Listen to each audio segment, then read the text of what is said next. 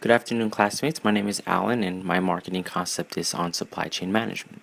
To begin on defining what supply chain management is, I looked to the Council of Logistics Management to find out it is about the planning and management of all activities on getting a certain product to the consumer.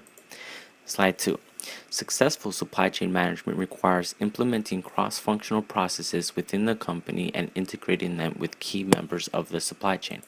Slide 3. A supply manager can't do all the work by himself or herself. There are a lot of moving parts in the whole process in order for everything to work. If I were to make an analogy for supply chain management, I would relate it to football. The end result of the coach, which is the supply chain manager, is to get his quarterback and the team to move the football or product to a touchdown or the customer.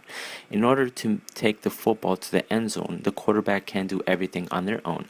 The quarterback needs to work in a team to accomplish the mission. If one of the key players on the field gets hurt, then they will need a replacement, which can hurt the team of getting a touchdown.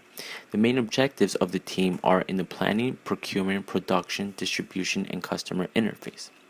Slide 4.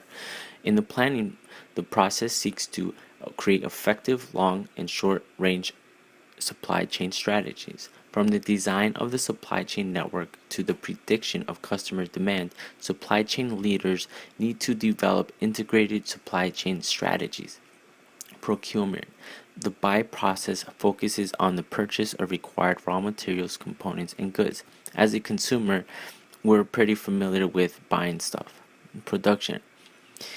The make process involves the manufacture, conversion, or assembly of materials into finished goods or parts of other products. Supply chain managers provide production support and ensure that key materials are available when needed. Distribution.